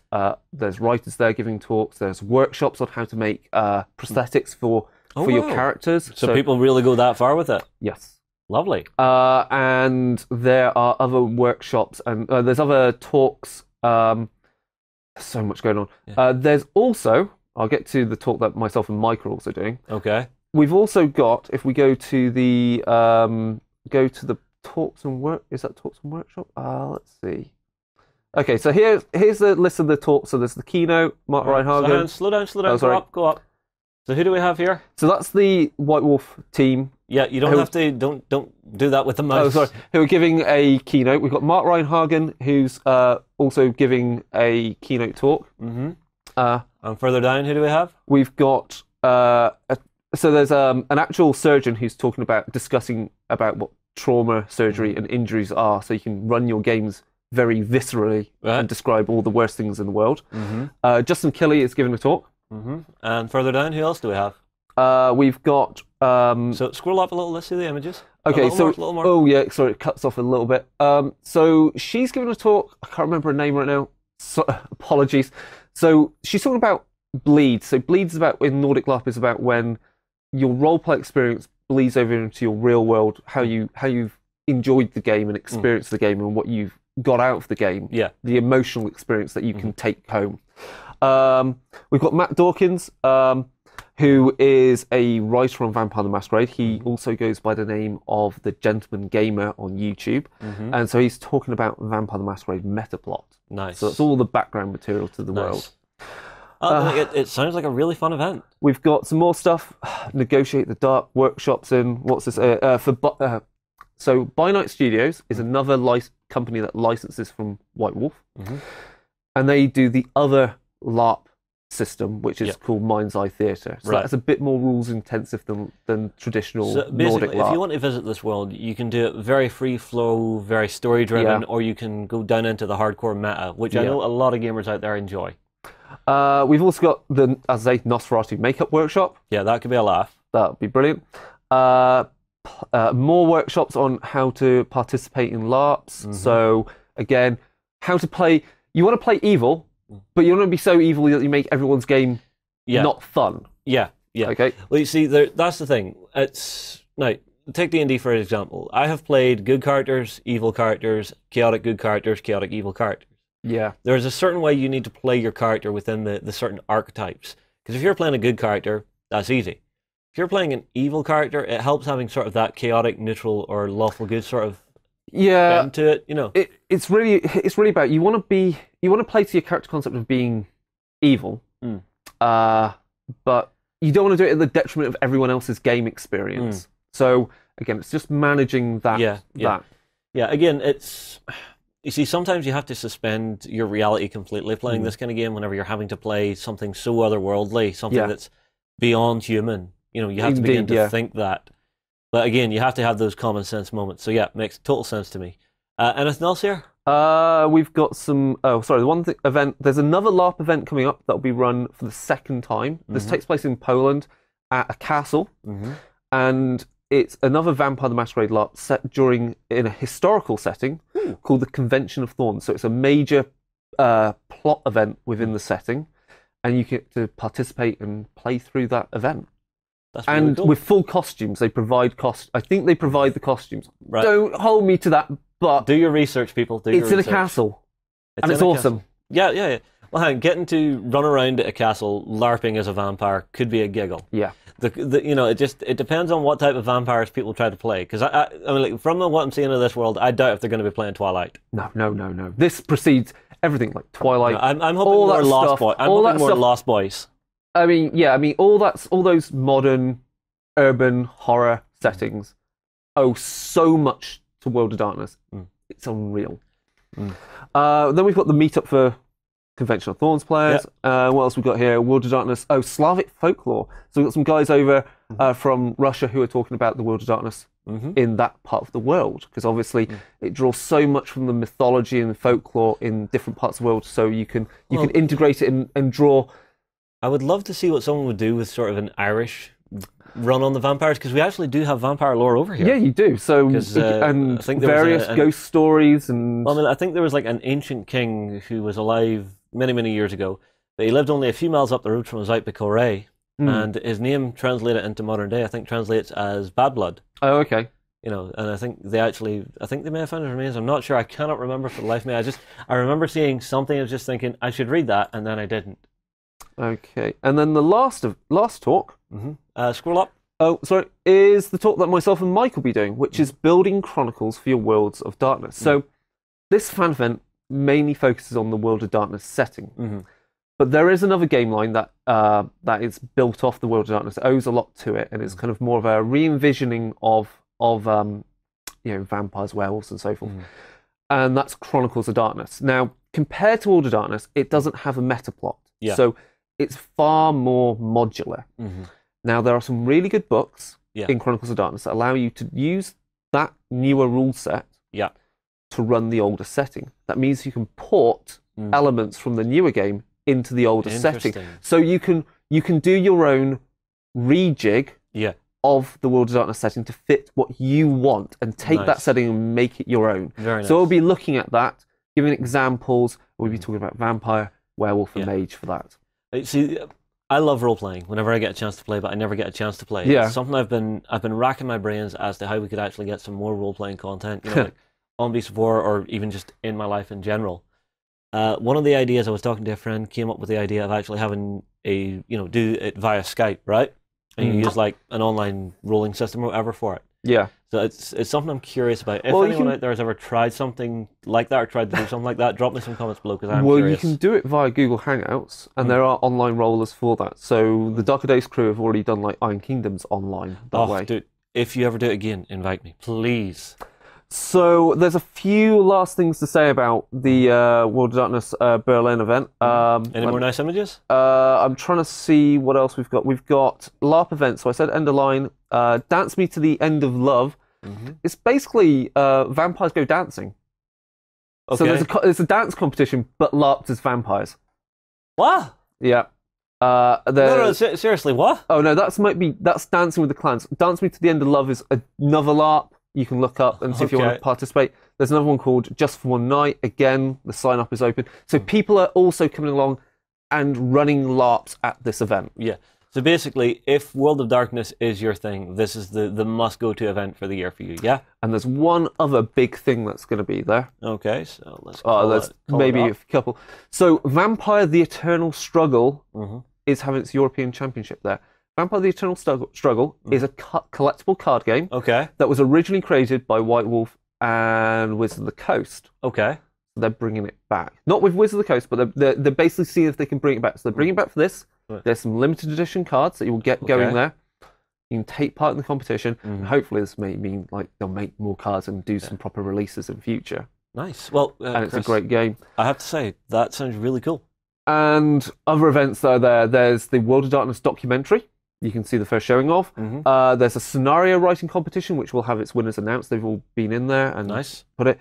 And we'll also see the winners for the World of Darkness Berlin logo competition. Nice. That everything?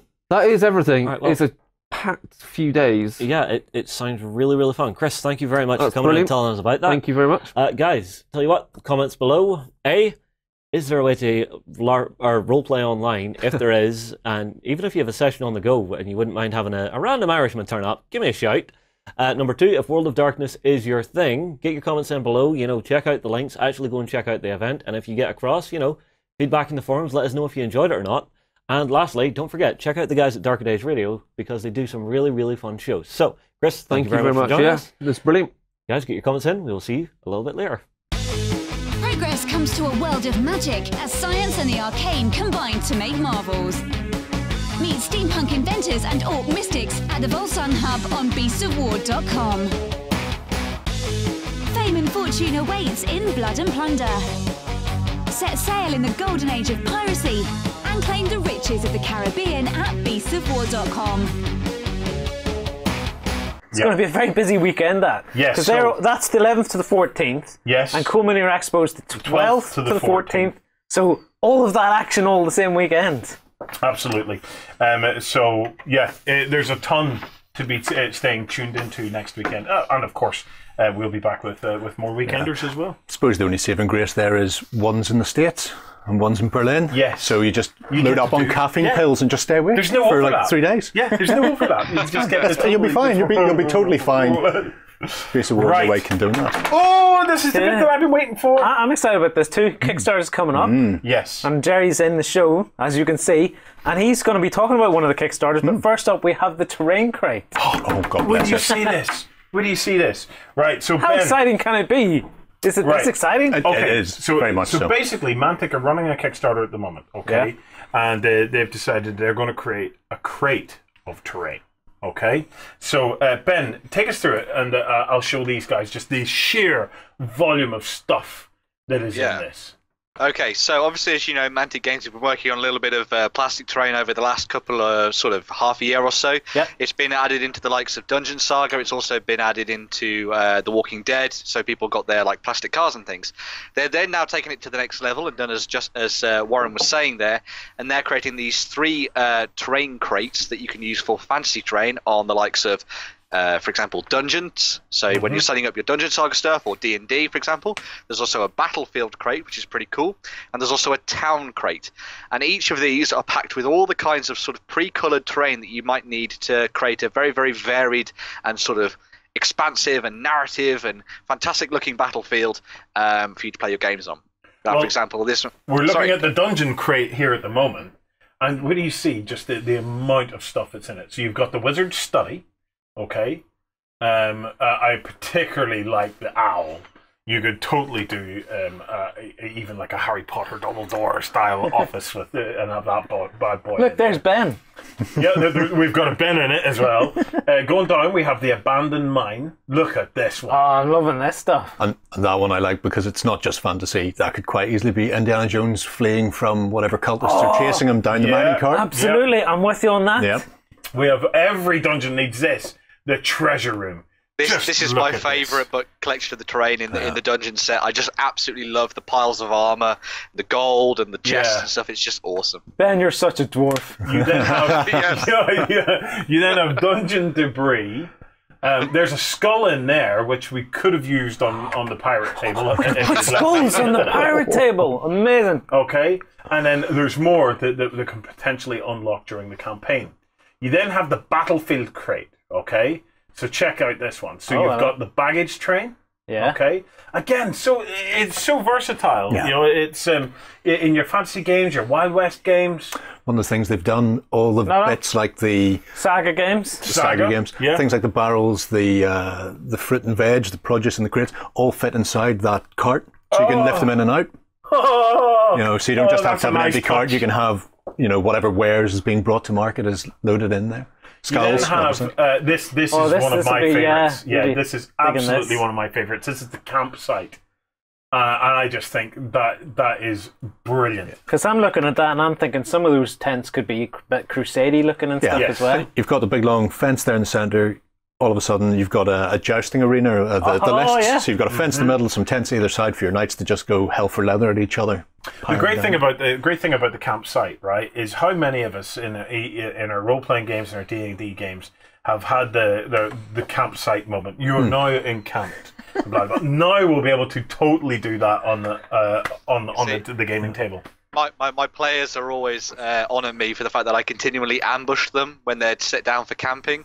So they are now like violently awake all throughout role playing sessions. So now I now have terrain that I can put down on the table and be like, now you've set up camp. Oh God, we're gonna die. You're gonna die. And again, it's that generic, you know, an axe and a log, a campfire. They could easily go into The Walking Dead. Yeah. They were very fond of camping there. You know, Absolutely. Fences and hedges. A nice range of fences and hedges. And then walls. Now, I think these are some great looking walls, actually. Do you see how diverse this is? I'm just stunned by where they're going with this.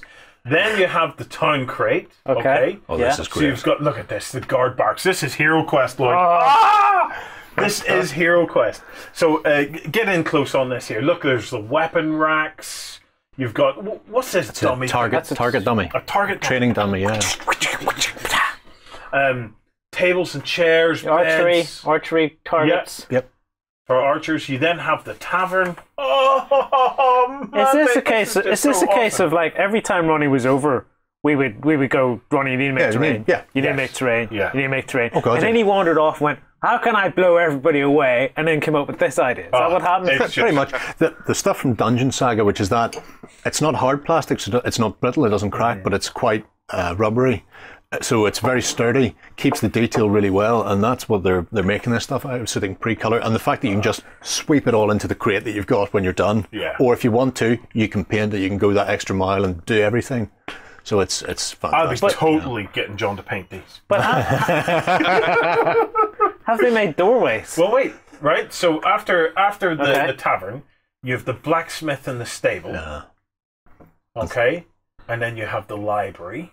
Ooh, library for wizards. Cool. And that's where we're at so far. I would have no doubt. There's already doorways anyway. You get the doorways within the from Dungeon Saga. range, and I'm yeah. sure that's all going to go into this. But I just think as Kickstarters go, this one's just nuts, absolutely nuts. I don't know what to go for. Whether to go for multiples of the dungeon one, or one of each. And then multiples of the dungeon one. I went for one of each because I like to spread myself wide. Most of it could be in the dungeon anyway, depending on the rooms you would go between. Yeah. You'd have a library, you'd have the mine, you'd have the pub. Yeah. Any good dungeon has all these things. Yeah. Well, look, it's supremely well funded at the moment. Yeah. Okay. There's, I think, about 8 days left at this. As you're watching this, there's about 8 days left.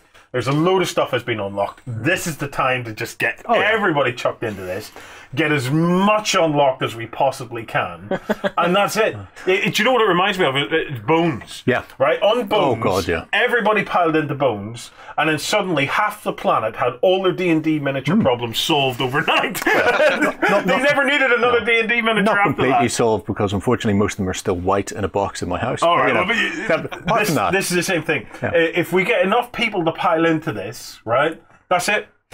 Dungeon terrain has been solved forever. It's like And then any gaming club you go to, you immediately feel at home because all the same terrain is there. everywhere you go, we'll all have one of the things they were saying, this is solely fantasy.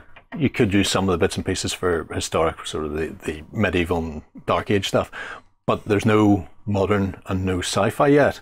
But he did tease, which a weapon rack, a sci-fi weapon rack, which I think has come from the new Star Saga. That's going through Kickstarter at the moment. And I think this is a test bed. If enough people back it, if there's enough of a groundswell of actual people jumping on board going, this is something I want, then yeah, they've said that they will go back and they'll look at sci-fi and they'll look at modern day for your Walking Dead. Terrain crate sci-fi. Yeah, exactly. Well, do you know spaceship. What? I'm not even looking at sci-fi Lab, at the moment.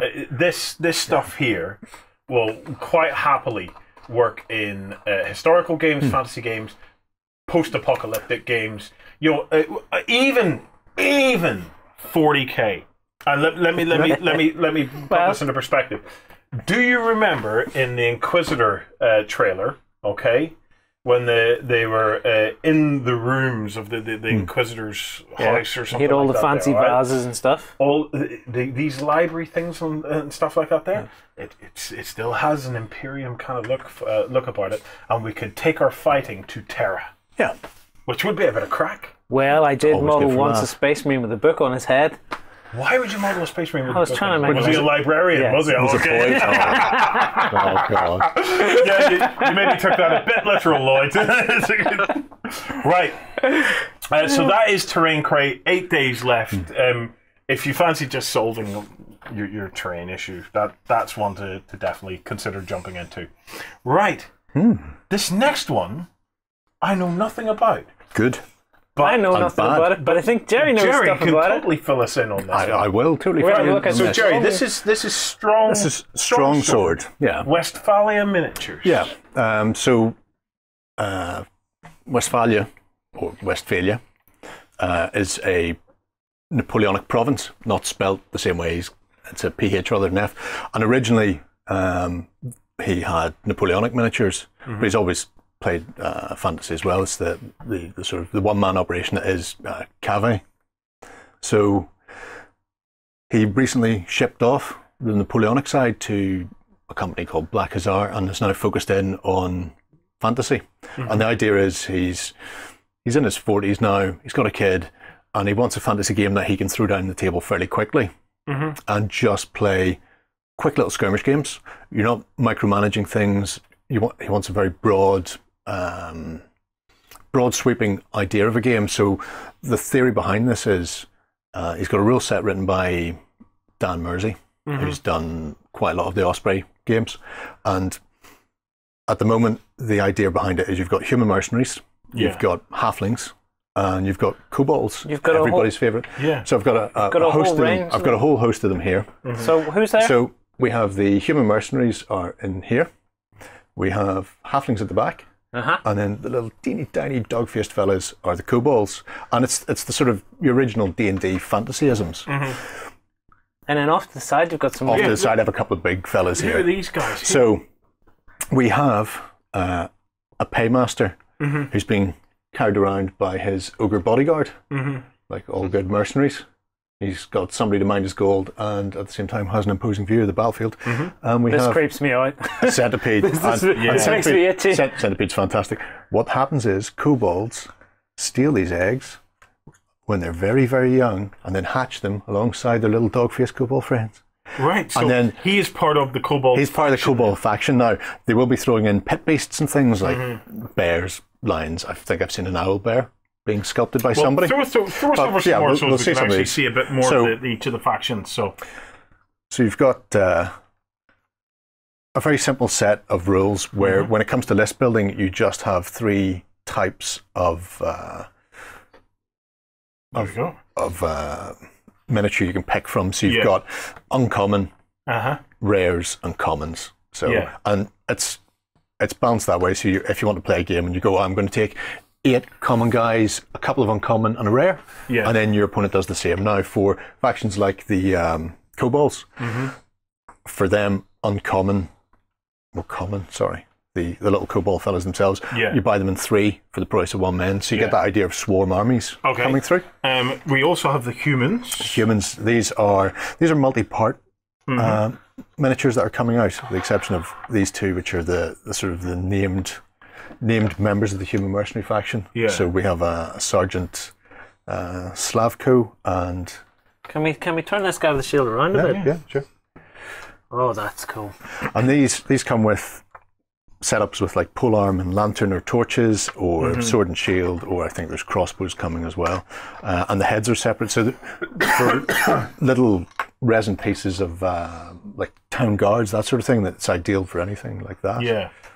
And then you've got the halflings, and he's done quite an extensive collection of halflings. Well, let's get some halflings in there so you can see them. So we have things like the goat knight. Oh, that is just fabulous. Look at that. And why would you not? Fear the goat knight. Fear him.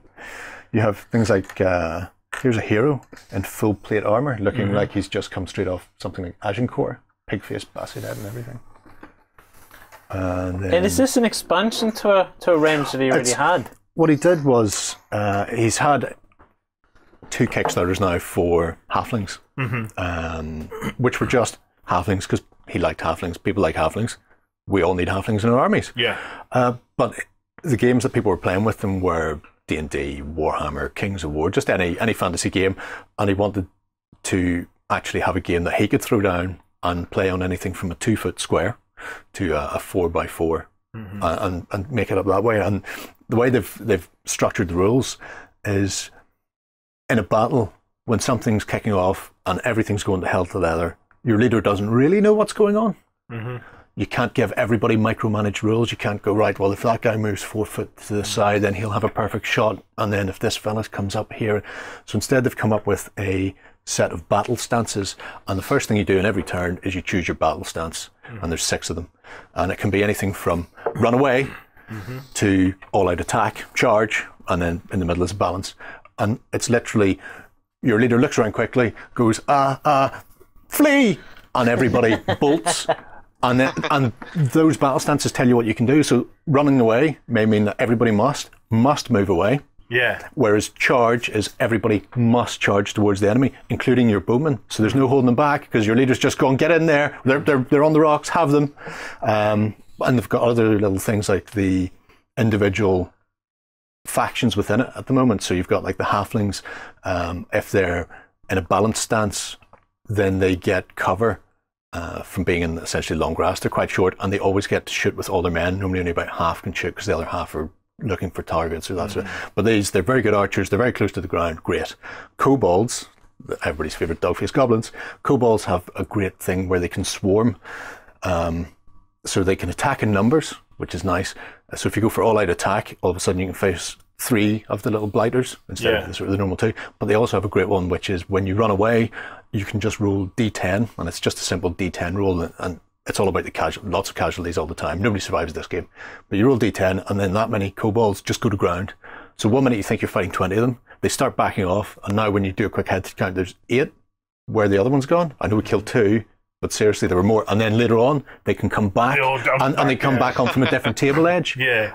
If you brought somebody like the Kobold Centipede, then you get to pick your table edge, so you don't have to come in randomly. You know, a couple of guys poke him forward, and he comes swarming in with them. Unfortunately, if he's forced to fall back, or if he takes a bit of damage, he has a tendency to go berserk, at which point everybody around him, as this massive giant centipede starts flailing and biting, everybody just, including the kobolds, including the kobold drivers, everybody just gets bitten once before he buggers off out of the way again. So can I see some of the humans? If you can indeed see some of the humans. Well, while you're doing that, let's have a look at the actual Kickstarter page here, Lloyd, so as we can see. Ben, so what have they got going on the Kickstarter page? Yeah, so with the Kickstarter itself, obviously you can get your hands on the rule book. There's also lots of different ways for you to pick up different sort of encounter sets. Effectively, they've been broken down into. So you can get ones here that will just give you the mercenaries. You can get ones that give you the kobolds. You can get ones that give you a mix of the two. And it all sort of ramps up as they go through the different pledge levels. And obviously they're looking towards a whole bunch of stretch goals as well. A couple of the different characters are also been mixed in there, which is pretty fantastic. You can see the breakdown of some of the factions and stuff quite clearly in some of the box out stuff that they've done. But yeah, it's just nice to see this really cool mix. One of the things I really liked obviously was the kobolds.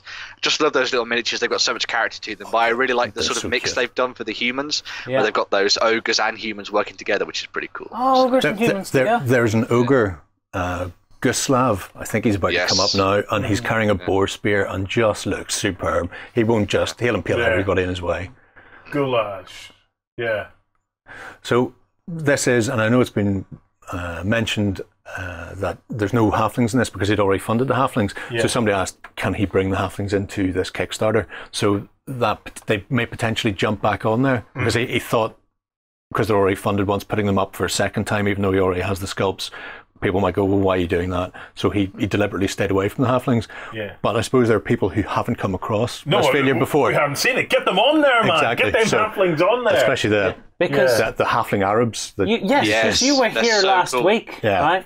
He has, you see the halflings there, they're in the armor. Yeah, these are all There's medieval. an Arabic version of them, and Jerry has this big troll guy he's got like his turban stuff on, his robes and all this, and he just looks amazing. Oh, he's fantastic. It's like the Dornish from Game of Thrones. Yeah. They just look like that. They just look like they've come straight out. You should be able to, I think it's at the very bottom of the Kickstarter page. There should be down there, there's a picture. Oh, yes, there is a picture of them, of the painted Harabs, as he calls them. There they are. There you go, look at that. That's right. So he has been asked if there's any chance he can pop them back on here for people who haven't seen them before. Some of this stuff is available on his webpage anyway already, but it's only like a 44-page book. The first half is sort of the army lists and the rules, and the second half is a campaign system. And it's the fact that he points out you can play with Westfalia models, or if you just want to get the book and play the game itself. And it's just such an interesting concept that you're not micromanaging, you're just having to look roughly at where you are, where your opponent is, and what kind of works best, and bellow a quick shout out to your guys and just try and do what needs to be done as quickly as possible. I really like the proportions. Yeah. The sculpts are beautiful. The sculpts are beautiful, as you can see. Fantastic, yeah. Well, that's it, Lloydie. That's Strongsword. 9 days left. So if you're into that, if you fancy doing crusades of humans versus what are they called? Kobolds. The Harabs. There's Harabs. There's halflings. There's kobolds. There's a lot to go there, and of course, get some of those tents. Get some of the tents. The train crate to go with it. Well, that wraps us up. We'll be back tomorrow morning. Absolutely. If you've enjoyed that show, check out the XLBS version of the show, because on Sundays it's come on over to Beasts of War, become a backstage member, and you get access to that and a whole lot of other content. But we've been talking for a long time. Let's wrap up. We'll see you guys tomorrow. But quick one for you tomorrow, if you're interested. The guys actually played out a huge battle of Saga, which was Vikings versus Irish. Saga miniatures. Oh yeah, was it Dragon Rampart or Lion Rampant meets Saga meets some other things. It was a giant battle anyway, so they're going to be talking about that tomorrow. It's definitely not one that you would want to miss. Go ahead and check out our other content on screen now, and be sure to check out beastsofwar.com for the latest gaming news and gaming let's plays. And while you're at it, why not hit subscribe and remember to ding our dong. Go on, you know you want to click it. Go on.